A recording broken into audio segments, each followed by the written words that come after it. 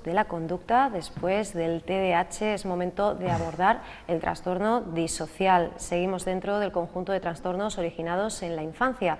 Damos ya la bienvenida a Francisco José Monge López, psicólogo, educador social. Francisco, muy buenas tardes. Buenas tardes, Ángela. Hoy te veo más lejos que de costumbre. Sí.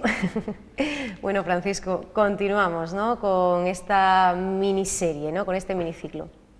Bueno, sí, retomando un poco desde el principio del curso, empezamos a hablar de retraso mental, de que eran trastornos cognitivos, hemos hablado de trastornos del aprendizaje, hemos hablado de trastornos del lenguaje, hemos hablado de trastornos motores y la semana pasada empezamos a hablar de trastornos conductuales, ¿no? Un poco siguiendo el esquema que el manual de los trastornos mentales nos ofrece, ¿no? Y hemos hablado de trastornos por déficit de atención y hiperactividad la semana pasada, y esta semana toca hablar de trastorno disocial, un poquito englobando para que los oyentes y los espectadores tengan una visión más global, ¿no?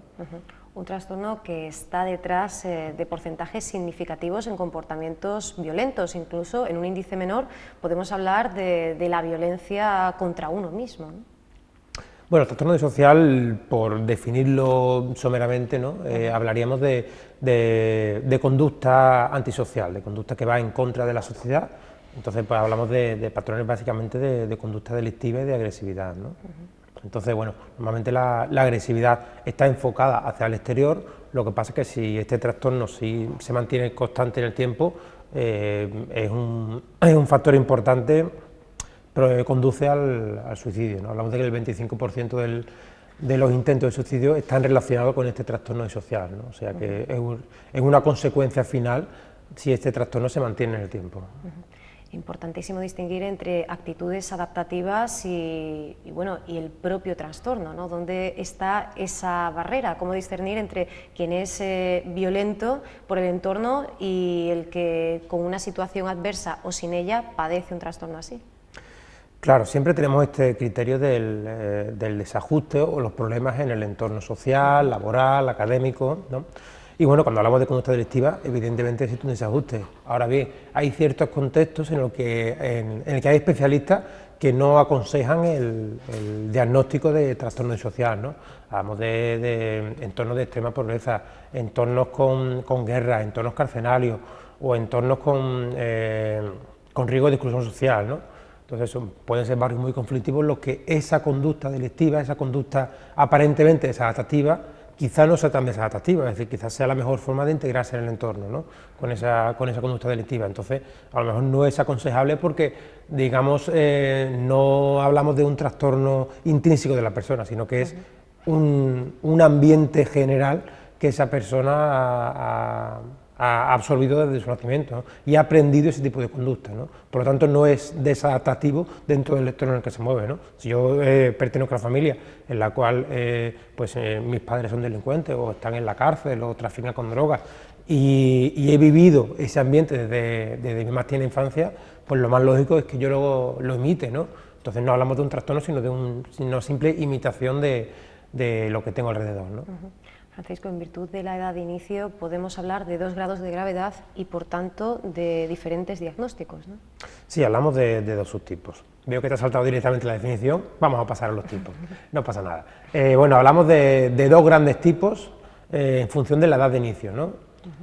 Hablamos del inicio infantil antes de los 10 años, inicio ya más adolescente posterior a los 10 años, ¿no? Es más frecuente el adolescente. Incluso es mejor el adolescente. Normalmente hablamos de que el inicio precoz y la detección precoz nos ayuda en el posible pronóstico del trastorno. En este caso es al revés, ¿no? Es decir, un chaval que tiene ya conducta disocial y un trastorno disocial antes de los 10 años tiene un peor pronóstico. Vaya, ¿no compensa el que con la intervención se pueda actuar antes? No compensa porque digamos es un patrón de agresividad más generalizado.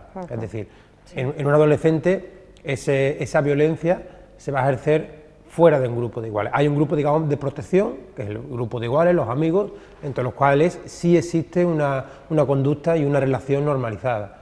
Entonces, bueno, por lo menos esa conducta no se extiende a todo el universo del chaval. Sin embargo, en la infancia ese grupo de iguales no existe, o no existe con esa fuerza con la que existe un adolescente, con lo cual la agresividad y la violencia se extiende a padres, se extiende a compañeros, se extiende a todo el universo del chaval. Y hay un segundo factor importante que es el tema de la internalización.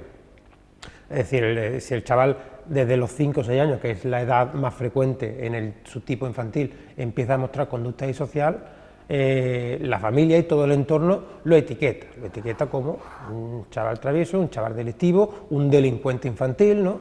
Y esa etiqueta el chaval la termina internalizando, ¿no? Es decir, ¿por qué? Porque me llaman así continuamente y al final se me queda dentro, ¿no?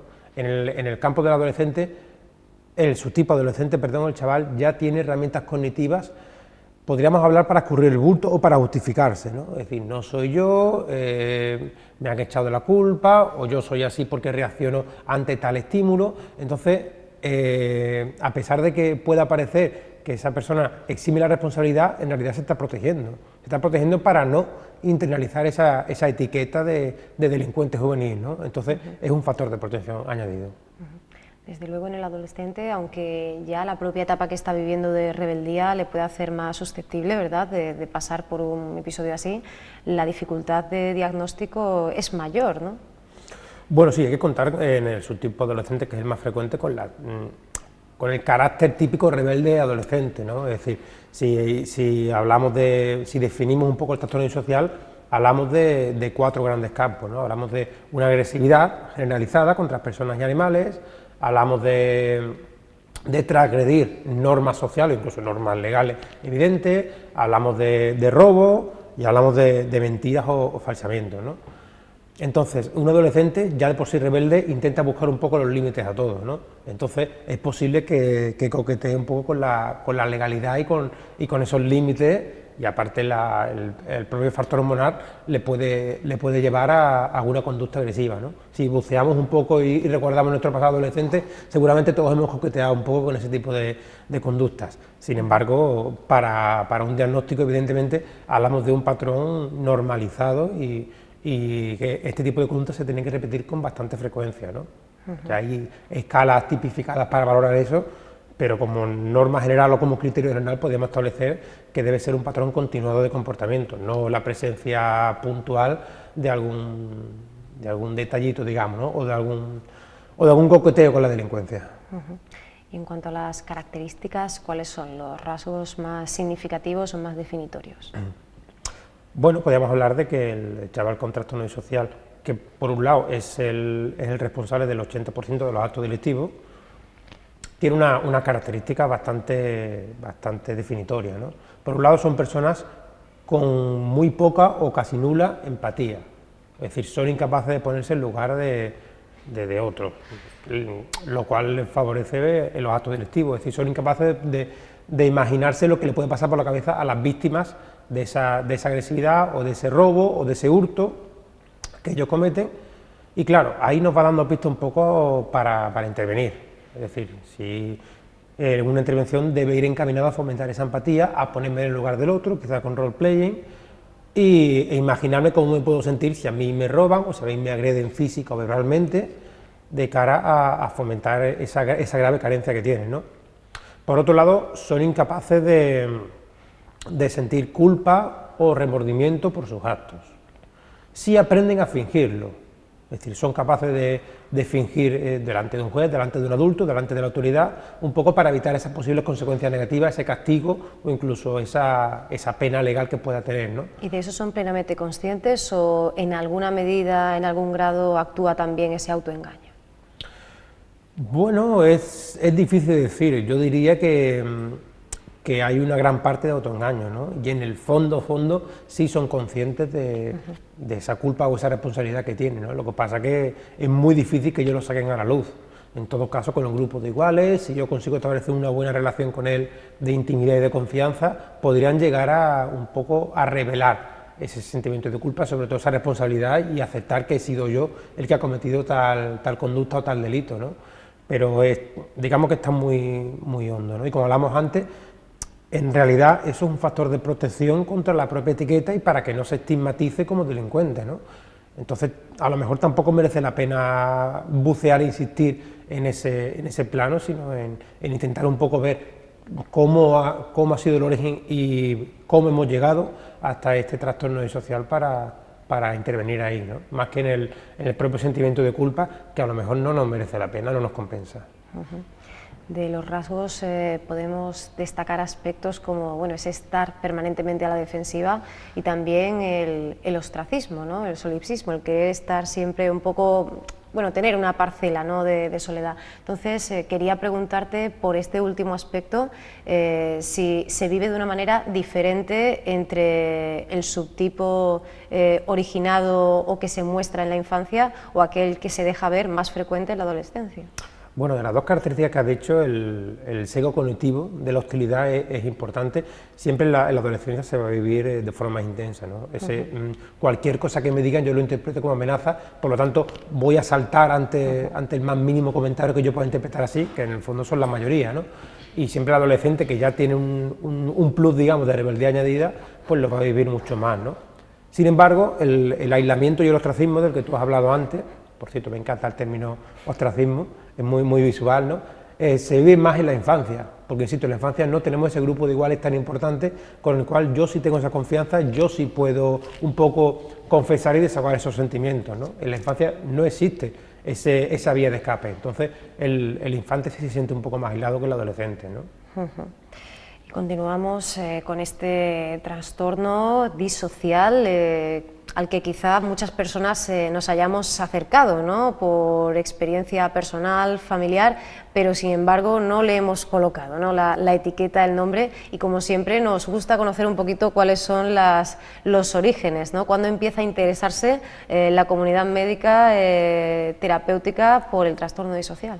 Bueno, fíjate que al final el campo de la psicología, todo lo que se saca un poquito de la norma, nos gusta poner una etiqueta, ¿no?, y llamarlo trastorno, aunque a lo mejor de puerta para afuera suena, quizás puede sonar un poco fuerte. Delincuente, por lo general es un trastorno mental. Bueno, existe este trastorno porque necesitamos etiquetarlo, necesitamos investigarlo y sobre todo necesitamos buscar tratamientos, ¿no? Entonces los tratamientos están relacionados con los trastornos o con las problemáticas. Si no le pongo nombre, no lo etiqueto, va a ser muy difícil determinar el tipo de trastorno, ¿no?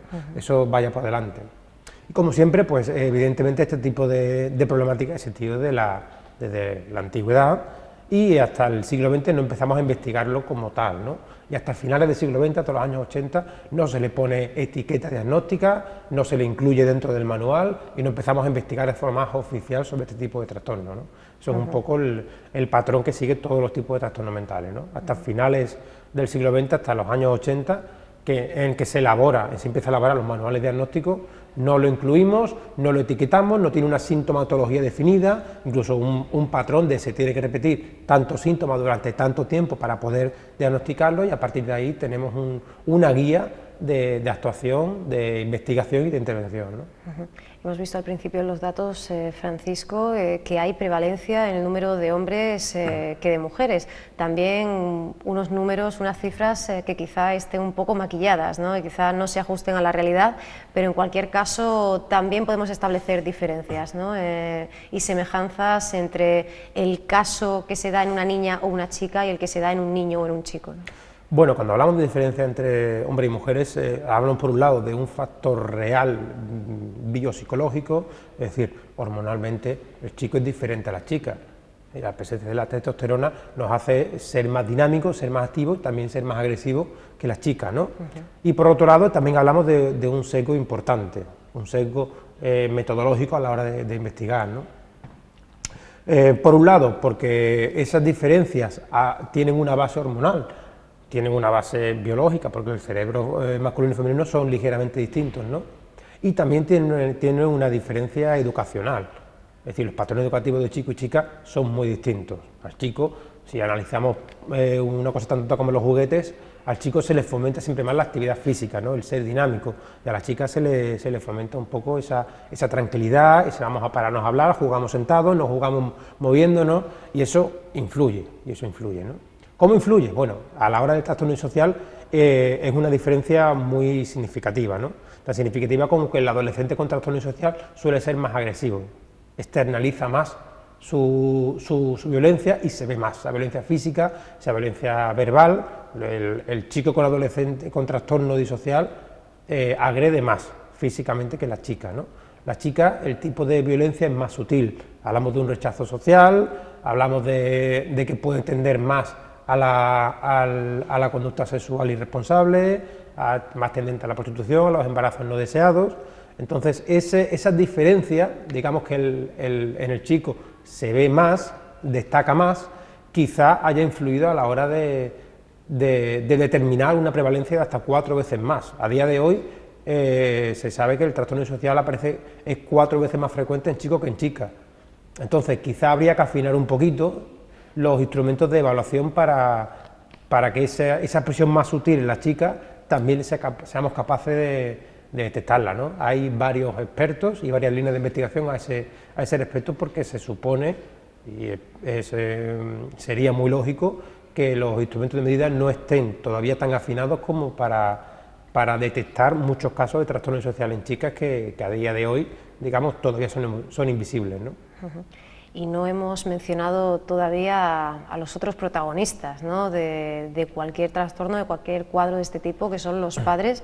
Precisamente el primer vídeo que nos traes, el primer fragmento, hace referencia, ¿no?, a la importancia que tiene la reacción adecuada del progenitor en este caso. Nos vamos una vez más con los Simpson. Sí, empezamos a hablar un poquito de etiología y de factores de riesgo y la familia empieza a cobrar mucha importancia en el posible origen de este trastorno, ¿no? Aquí vemos un ejemplo muy característico. Pues vamos a verlo además en el personaje de Bart Simpson, como no podía ser de otra forma. Nos quedamos con este extracto y enseguida lo comentamos. Bueno, pues aquí vemos que Homer no es tan persistente y esta es una de las claves, ¿no?, en el comportamiento, porque si se hubiera retrasado unos minutitos, ¿verdad?, si hubiera cumplido con el castigo, Bart quizá hubiera aprendido una buena lección, ¿no? Hay que cumplir las amenazas y también hay que cumplir las recompensas, ¿no? Efectivamente, el propio mensaje que dice Bart al final es muy sintomático, ¿no? Es decir, a ver si voy a tener que portarme bien al final, porque parece que están cumpliendo con la palabra y con el castigo que me han dicho, ¿no? Y al final pues no lo cumple y el niño no aprende absolutamente nada. O peor todavía, aprende que es inmune, ¿no?, que puede hacer lo que quiera, como en este caso pues hablamos simplemente de travesuras, ¿no? Pero bueno, ese patrón educativo incoherente es uno de los factores de riesgo importantes, ¿no? Es decir, si el chaval no tiene consecuencias negativas cuando hace conductas que no debe hacer, al final está aprendiendo que puede hacer lo que le dé la gana, ¿no? O patrones excesivamente rígidos, ¿no?, o incluso violentos, ¿no? El comentario que tiene Homer, evidentemente, es en plan cómico, ¿no? Como tú le has roto los dientes a tu abuelo, que el abuelo te rompa los dientes a ti, ¿no? Pues esa violencia dentro de la familia también es un factor de riesgo importante que puede llevar a este tipo de trastornos, ¿no? Tan negativa la rigidez, la excesiva rectitud como el exceso de flexibilidad, y tan importante pues marcar lo negativo como valorar lo positivo, aunque sean pequeños avances. Tenemos los padres y las madres mucho más poder del que creemos, ¿no? Claro, el problema es que no siempre sabemos o no siempre podemos estar pendientes y reforzar positiva o negativamente a nuestro hijo, ¿no? Es decir, el tema de la falta de supervisión de la familia es un factor de riesgo también. Es decir, si yo tengo dos padres que están todo el día trabajando y no pueden estar pendientes de lo que yo hago, pues evidentemente no van a saber cuándo hago algo que no debo y por lo tanto que debe ser castigado, ¿no? Entonces, eso es un factor de riesgo. La pena, ¿no? La pena y el complejo de mal padre que hemos hablado otras veces, ¿no? En el vídeo el hijo grita porque tiene mucha hambre y el padre va corriendo a darle de comer, ¿no? Pues a veces nuestros hijos juegan un poco con esa culpa nuestra y a veces nos ganan, entre comillas, ¿no? A veces consiguen lo que quieren y nosotros no somos capaces de ser firmes, o ese fingir la culpa que hablábamos antes y que se ve en el vídeo, ¿no? Incluso Homer dice, bueno, ha aprendido, debemos darle un premio, ¿no? Bueno, pues el fingir la culpa a los niños les sirve muchas veces para evitar ese castigo que deberían tener. Insisto, si los chavales no conocen las consecuencias negativas de sus conductas negativas, tenemos un problema y estamos enseñándoles y estamos manteniendo ese tipo de conducta, y al final puede desembocar en este tipo de trastornos, ¿no? El factor de la familia, insisto, es importante, a pesar de que siga habiendo factores prenatales que son de riesgo y que pueden provocar este tipo de trastornos, y hablamos de los que siempre hemos hablado, ¿no? Es decir, hablamos de la ingesta de alcohol y drogas durante el embarazo, hablamos de un embarazo prematuro. Esos factores siempre pueden predisponer. Estamos Pero, ya en etiología, ¿no? Estamos ya en las causas, ¿no? Las causas, pero sí. insisto, la familia es fundamental a la hora de establecer ese patrón de conductas negativos o positivos, ¿no? Y hay que estar pendiente, ¿no? El tema también de que un niño tenga una familia ausente, es decir, que sufra abandono y tenga que ir de familia en familia, con la consiguiente incoherencia de práctica educativa, porque cada familia puede tener una práctica educativa distinta y ahí tengo un problema. Por supuesto, el abuso, el maltrato, todo ese tipo de factores pueden predisponer a este tipo de trastornos. Y bueno, siempre preguntamos por los indicios, ¿no? Para no sobrepreocupar, pero sí que podamos atender, ¿no? Fijarnos un poquito si apreciamos una conducta que se salga, ¿no? de lo normal o de lo que debería ser natural. ¿Cuáles son esas señales que nos da el comportamiento, las actitudes del menor? Bueno, si estamos atentos las señales son evidentes, ¿no? Pero la supervisión es fundamental, claro, para darnos cuenta, ¿no? Es decir, un chaval que sea por lo general lo que se conoce como un chaval trasto, un chaval excesivamente travieso, va a tender a coquetear con este tipo de conductas antisociales. Por lo tanto, tengo que estar atento a su travesura, insisto, consecuencias negativas. O le quitamos cosas que le gusten o lo castigamos, ¿vale? Pero es fundamental que sea consecutiva, es decir, el chaval hace algo que no debe, automáticamente reforzamiento negativo o castigo, y ser consistente, no nos puede dar pena al chaval, o como veremos después, no podemos atribuirlo a la buena o mala intención, no, la consecuencia negativa tiene que aparecer cada vez que haya una conducta, eso es fundamental. Hay otro trastorno que suele ser predictor de que es el trastorno negativista desafiante, hablaremos la semana que viene de él, por lo tanto no voy a entrar en detalle ahora, pues, entonces se nos iría el tiempo, pero ese trastorno es un poco más leve y suele ir antes que el trastorno disocial, con lo cual si aparece automáticamente sabemos que tenemos este riesgo y que debemos intervenir cuanto antes, ¿no? Son, como hemos comentado, frecuentes, ¿no? Los errores en este sentido por parte de los padres que con la mejor intención del mundo pues intentan hacer lo mejor para sus hijos, y uno de los más habituales y de los que hemos hablado muy a menudo, y de hecho tú lo has apuntado antes, ¿no? Ese complejo del mal padre y la creencia de que somos mejores padres en la medida de que justificamos y defendemos a nuestro hijo pues ante todo y ante todos, y un gran ejemplo lo vemos aquí en el personaje de Aida, no en su spin-off, sino en la serie de la que surge, en 7 vidas, cuando pues su hijo Jonathan tiene un encontronazo con la policía. Lo que hace ella definitivamente es lo que no debemos hacer, ¿no? Claro, hablamos de aquella época en la que todavía Jonathan García no tenía rostro, ¿no? Efectivamente. Aquí aparece posiblemente por primera vez en televisión el personaje, y claro, hablamos de delito. ¿Qué hace una madre cuando mi hijo pequeño comete un delito, ¿no? Hay otro debate aparte, que es el tema de la ley del menor, porque hasta los 14 años un menor no puede ser detenido ni siquiera juzgado, ¿no? Y no puede tener pena legal por cometer un delito, ¿no? Ese es otro debate que podemos abordar otro día, en otro momento. Pero claro, ¿qué hago si mi niño de 10, 12, 13 años, que suele ser la edad más común de inicio del trastorno, comete un delito? Y yo soy consciente. Lo denuncio, lo castigo, no lo castigo, ¿qué hago, no? Es un poco el dilema que se trata ahí, y cómo a veces el amor de madre o el amor de padre puede un poco nublarnos la vista y quizás no hacer lo que deberíamos hacer ante estos casos, ¿no? Para evitar que el mal vaya a peor. Pues vemos el mal uso que hace Aida García de esa intención, de ese principio de la intención, en este capítulo de la temporada 7 de 7 vidas. Bueno, está clarísimo, ¿no? Para ella que su madre no lo hace con maldad, y así le va a Jonathan, ¿no? En las temporadas de Aida, ¿no? Sí, después vemos un poco hasta dónde puede llegar, ¿no? No lo hace con maldad. Bueno, yo no entraría a valorar ni siquiera la intención, ¿no? Es decir, independientemente de la intención, es una conducta totalmente desatractiva y negativa, con lo cual debe tener sus consecuencias, y mucho menos lo que no puedo hacer es proteger a mi hijo y defenderlo porque es mi hijo. Bueno, a lo mejor a mi hijo le vendría mejor si yo soy capaz de castigarlo o de llevarlo ante la ley, incluso denunciarlo en el peor de los casos. Yo sí convivo un poco con ese contexto y sé lo duro que puede llegar a ser denunciar a tu propio hijo, ¿no?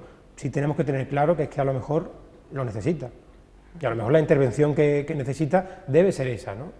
Y si ya entramos en el ámbito de intervención, hay factores que que hacen muy difícil la intervención en el caso del trastorno disocial, ¿no? Muchas veces, porque claro, la intervención necesita ser muy amplia y necesita abarcar varios contextos. Por un lado está la terapia individual que hacemos con el chaval, ¿no? Por otro lado está la familia, que necesitamos educarla y que estos patrones de conducta y de aprendizaje de los que hemos estado hablando antes hay que modificarlos, ¿no? Y a la familia te tienes que meter con ellos, tienes que analizar y tienes que recurrir al temerario recurso de decirle a la familia cómo educar a su hijo, ¿no? Y eso claro, siempre es muy duro y se presta mucha resistencia, ¿no? Entonces, claro, si esta familia está totalmente desestructurada o incluso no hay familia, la familia está ausente porque le han quitado la custodia, porque puede ser que incluso esté en la cárcel, ahí tenemos un problema, porque el factor familiar no lo tenemos para intervenir. Por otro lado, contamos con la resistencia del propio sujeto, es decir, la resistencia del chaval. Si es adolescente, pues una resistencia añadida. El adolescente no es capaz de tener conciencia de que está haciendo algo mal, él no tiene ningún problema, y mucho menos va a ir a ver a un desconocido que le diga lo que tiene que hacer o cómo tiene que comportarse. Eso es totalmente inaceptable para un adolescente, ¿no? Y sin embargo es fundamental, ¿no?, la figura de ese adulto de referencia, ¿no? Claro, es fundamental y es uno de los consejos que damos, ¿no? Es decir, el tener algún adulto, normalmente no van a ser los padres, porque con los padres suele haber un conflicto importante, algún amigo de la familia, el hermano mayor de alguno de sus amigos, ¿no?, que pueda meterse un poco en ese chaval e intentar que asimile algunos de los conceptos que no va a entender si su familia se lo intenta transmitir, ¿no? Lo ideal sería que incluso que fuera el terapeuta, ¿no?, si es capaz de vencer esa resistencia e introducirse ahí, ¿no? Por eso son factores de resistencia que hacen muy difícil la intervención. El grupo de iguales también es otro factor de resistencia. Es decir, si en los actos delictivos los cometen en grupos, y normalmente suele ser así en la adolescencia, tenemos un factor de riesgo. ¿Por qué? Porque los amigos son muy importantes en la adolescencia, ¿no? Entonces, esa presión de grupo va en contra del tratamiento, ¿no? Entonces, la intervención es muy difícil. Y tengo que ser consciente de que a lo mejor necesito aislar a ese chaval de la familia y aislar a ese chaval del grupo de iguales para poder intervenir. La única forma de hacerlo es mediante un internamiento que se consigue con una denuncia y con una decisión judicial que haga incluso que ese chaval de forma forzada tenga que intervenir, tenga que ser intervenido, ¿no? Tenga que asistir a una intervención por profesionales que puedan hacer algo con él y que puedan ayudarle a superar, ¿no? Porque, insisto, todos estos factores de resistencia juegan en nuestra contra. De ahí la importancia, ¿no?, de estos consejos generales de prevención, de actuación, para no tener que llegar hasta ahí, ¿no?, para que el problema pueda solucionarse pues por una vía menos traumática, ¿no?, sobre todo también para los padres, para los cuales, como dices, es tremendamente doloroso, ¿no?, dar ese paso. Claro, es muy duro, la prevención es fundamental, ¿no? Y en la prevención hablamos desde, evidentemente, en un embarazo, pues intentar no consumir drogas, hasta valorar todo ese tipo de prácticas que hemos estado hablando antes, ¿no? Prácticas incoherentes, prácticas excesivamente coercitivas, el tema de que el padre y la madre no tengan criterios distintos, sino que sean una sola unidad a la hora de hablar con su hijo y a la hora de tomar decisiones, que no se pisen entre ellos, ¿no? Evitar el reproche también, ¿no? Sí, evitar el reproche porque... Paciencia siempre. Sí, la paciencia es fundamental, ¿no? Porque tiendo a etiquetar a mi niño como delincuente y tengo que evitar eso, ¿no? Tengo que hablar con mi hijo, y tengo que hablar con mi hijo cuando él esté dispuesto. Si hablamos de un adolescente, el adolescente sufre muchos altibajos y no siempre está dispuesto a hablar, ¿no? Sobre todo porque si hablamos de trastorno social, ese factor de la percepción de la amenaza constante existe en él, ¿no? Entonces tengo que estar pendiente y cuando él esté dispuesto a hablar, y hablar para negociar muchas veces. Esas normas que él infringe va a ser mucho más difícil que él la infrinja si son negociadas. Si yo quiero que el chaval llegue a la 1 y él va a llegar a las 5, a lo mejor tengo que pasar por el aro y permitir que el chaval llegue a las 3, mediante una negociación. Si el chaval decide y sale de él llegar a las 3, va a ser más fácil que lo cumpla. Por eso es importante que sea negociado, tanto la norma como el posible castigo o premio de cumplir o no cumplir esa norma, ¿no? Bueno, la buena noticia es que tiene solución, ¿verdad? Que interviniendo adecuadamente esa persona el día de mañana puede recordar esto como un capítulo de su vida que no tiene nada que ver, ¿no?, con el adulto que es. Sí, y además hay que tener en cuenta que en la edad adulta tienden a remitir todos estos síntomas, ¿no? Es decir, de forma natural. O sea que con una detección y una intervención adecuada hablamos de una recuperación de más del 50% de los casos, ¿no? O sea que podemos hacer cosas, si bien la resistencia hay que vencerla, ¿no? Y este último extracto que te traigo es un buen ejemplo de cómo vencer esa resistencia, sobre todo en el caso de la adolescencia, que es mucho mayor, ¿no?